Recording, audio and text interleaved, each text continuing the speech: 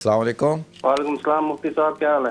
الحمدللہ میں ٹھیک ہوں، آپ خیریت سے ہیں؟ ٹھیک ہیں؟ میں ٹھیک ہوں، اللہ کا شکر ہے۔ بس یہ ایک سوال کرنا تھا آپ سے۔ وہ میری وائف اس کی پریگننسی شروع ہوئی ہے، تو بس یہ آپ سے پوچھنا تھا، کوئی وظیفہ بتا دیں اس کے لیے، وہ پڑھ لے تاکہ کوئی مسئلہ نہ ہو پریگننسی میں۔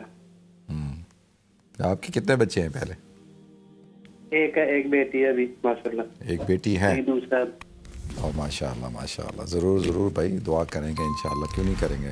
میرے بھائی نے سوال کیا ہے کہ ان کی وائف پیگنٹ ہے، تو کوئی وظیفہ بتائیں، قرآن کی تلاوت کریں، ذکر اذکار کریں، اور اللہ رب العزت کے نام ہیں یا خالق یا باری یا مصور، یہ 3 نام ہیں، ان 3 ناموں کو 313 دفعہ روزانہ پڑھا کریں، یا خالق یا باری یا مصور، ان 3 ناموں کو پڑھیں انشاءاللہ اللہ تعالیٰ اپنا فضل فرمائے گا، اللہ اپنا کرم فرمائے گا انشاءاللہ۔ ہم بھی دعا کریں گے جی۔ جو پیگننسی ہوتی ہے اس کے اندر بہت خیال رکھنا ہوتا ہے، اپنی خوراک کا خیال رکھنا ہوتا ہے، اور ایکٹیویٹی ہمارے ہاں معاشرے کے اندر جو ہے وہ بہت ساری چیزیں جن کا تعلق حقیقت سے نہیں ہے وہ رائج ہیں۔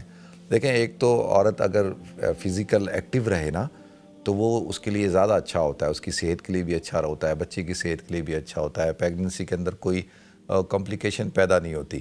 تو واک کرنا، ایکسرسائز کرنا، ہاں وہ ایکسرسائز پوچھ کے کریں کہ بھئی کون سی کر سکتے ہیں، اور پھر فزیکل ایکٹیویٹی بھی ہونی چاہیے، جو روزمرہ کے کام ہیں ان کو اسی طرح سے کرتے رہنا چاہیے، لیکن اتنا زیادہ بھی نہیں کرنا چاہیے کہ بھئی آپ اپنے آپ کو تھکائیں، ایسا نہ، لیکن بالکل اپنے آپ کو نڈھال کر لینا اور بالکل کسی قسم کی کوئی ایکٹیویٹی میں شریک نہ ہونا، تو یہ بھی آپ کی صحت کو نقصان دے سکتا ہے۔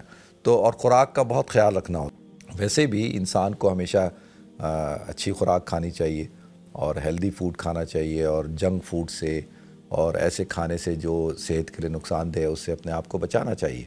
تو پیگننسی میں بھی اس بات کا خیال رکھنا چاہیے، کیونکہ آپ کی صحت اور بچے کی صحت کا انحصار اسی کے اوپر ہوتا ہے۔